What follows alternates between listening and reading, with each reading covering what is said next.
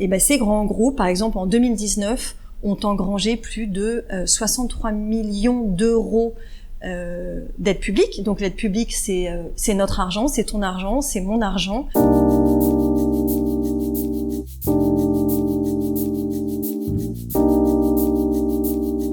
Je suis Charlotte Clavreul, je suis la directrice exécutive du Fonds pour une presse libre. C'est un fonds qui a pour mission de défendre et de protéger le pluralisme de la presse et l'indépendance de l'information. C'est un fonds qui existe depuis 2019.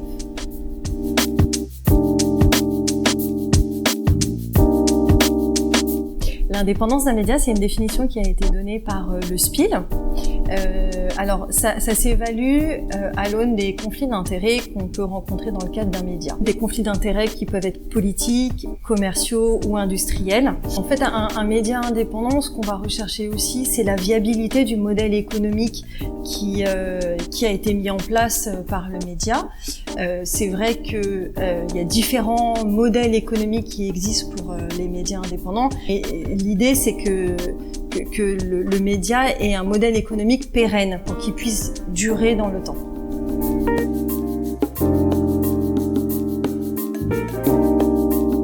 La révolution numérique, on peut dire qu'elle a eu des avantages parce qu'elle a permis une nouvelle offre d'informations. Il y a une énorme masse d'informations qui a pu être rendue accessible par les grosses plateformes numériques et avec l'apparition d'Internet, mais ça aussi, ça présente des inconvénients. Les plateformes qui sont de plus en plus présentes sur ce milieu de l'information et qui arrivent maintenant sur la production de l'information avec les droits voisins, ça a une menace pour le pluralisme de la presse et l'indépendance de l'information.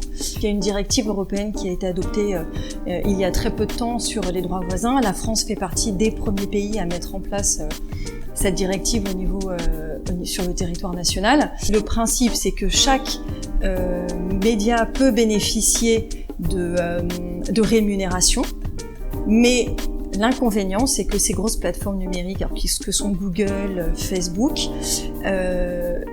ont la liberté de négocier avec les différents médias pour justement ajuster les rémunérations. Par exemple, on a su que Google avait négocié un contrat de 10 millions d'euros avec l'AFP et c'est vrai que c'est un peu problématique. Et ce qu'on constate de plus en plus, c'est qu'ils arrivent maintenant au cœur de la chaîne de valeur de l'information, c'est-à-dire ils touchent même au contenu. Les médias sont rémunérés par des grosses plateformes. On sent qu'il y a un rapport de force entre les grosses plateformes numériques et les médias.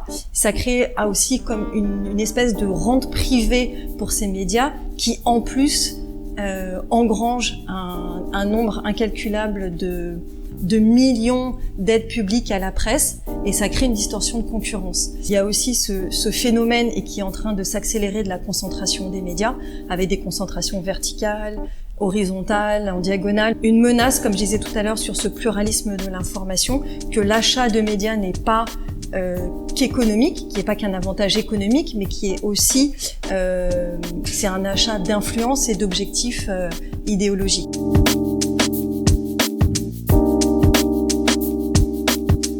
Donc l'idée de base, c'est d'avoir créé ce système d'aide à la presse, c'était pour aider justement tous les médias. On voit bien que malgré l'idée initiale qui était de soutenir tous les médias, le fait d'avoir des regroupements de médias, des grands groupes, et ces grands groupes, par exemple en 2019, ont engrangé plus de 63 millions d'euros d'aide publique. Donc l'aide publique, c'est notre argent, c'est ton argent, c'est mon argent. Par exemple, le groupe d'Arnaud a touché en 2019 plus de 14 millions d'euros pour ces médias. Ce qu'on demande, c'est de revoir les critères d'attribution des aides.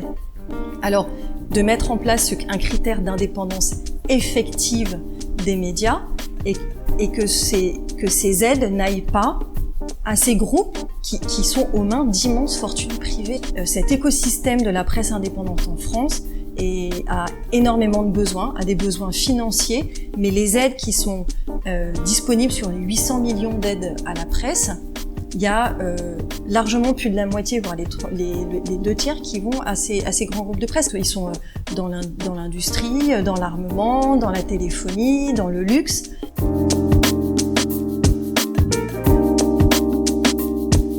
C'est justement face à cette concentration des médias et cette crise sur l'indépendance des médias que les cofondateurs de Mediapart et l'équipe salariée de Mediapart ont décidé de créer ce fonds pour une presse libre.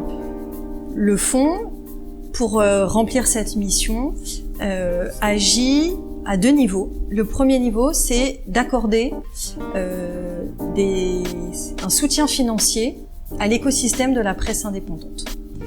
Pour ce faire, on a plusieurs leviers d'action, dont un qui sont les subventions.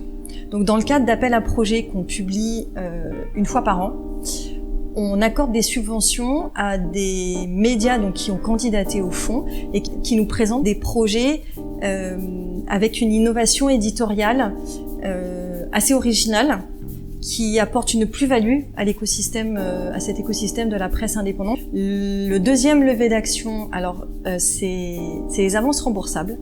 Autrement dit, ce sont des prêts à taux zéro.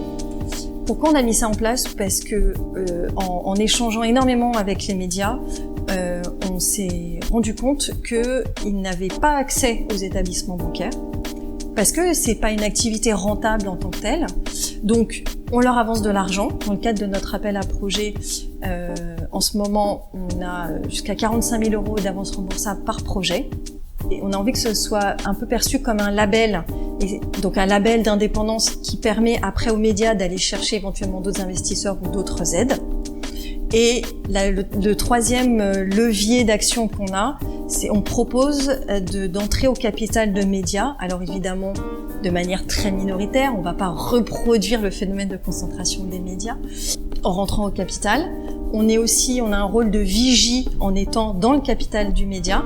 Voilà, s'il y a des difficultés que le média rencontre, on est là aussi pour accompagner le média en ce sens. Et ces 3 leviers d'action, ces 3 modalités de soutien financier, pour nous, on les met en place avec l'idée d'accompagner le média à mettre en place un modèle économique viable, un modèle économique pérenne, ce qui permet aux médias de s'inscrire durablement dans cet écosystème de la presse indépendante.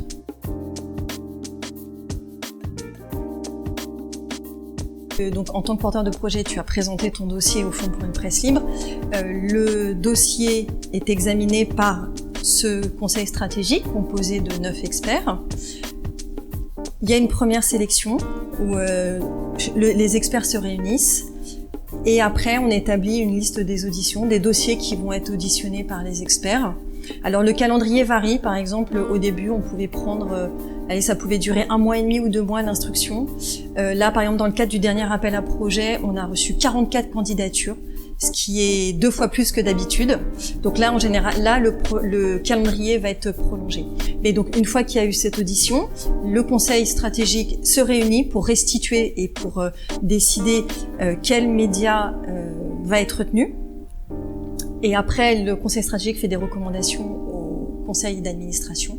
Et c'est le conseil d'administration qui décide d'allouer tel ou tel montant à tel ou tel projet. Une fois que les lauréats sont choisis, moi je fais un suivi sur l'année avec les porteurs de projets. Donc on signe une convention de financement.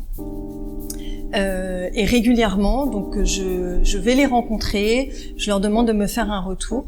Et à titre d'exemple, là, les premiers médias lauréats qu'on a soutenus, c'était Revue Far West, Orient 21 et Getty News. Donc c'est des médias qu'on a sélectionnés fin 2020 et qui ont mis en place leur projet sur toute l'année 2021.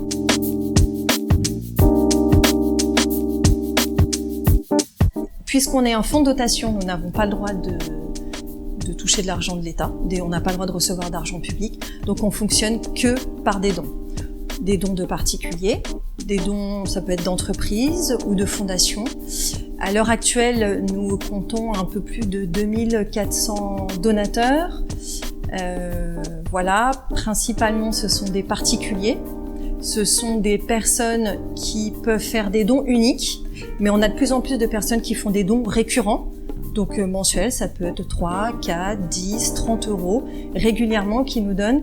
Et ce que j'ai envie de dire, parce que pour nous c'est important, c'est d'indiquer que tous les dons qui arrivent, qui sont reçus au Fonds pour une presse libre, sont dédiés entièrement aux médias indépendants qu'on soutient.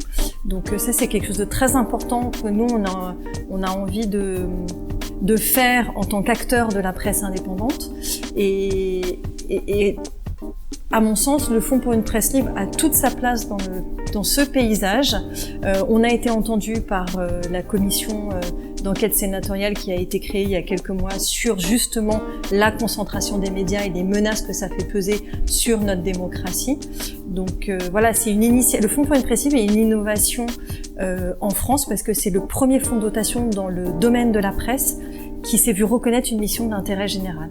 Et ça, c'est très important pour nous parce qu'on a vraiment envie de remettre au centre le journalisme d'intérêt public pour permettre aux citoyens de bénéficier d'une information de qualité, d'une information fiable, d'une information indépendante et qui, pour moi, est un des piliers de la démocratie et de bonne santé de notre démocratie.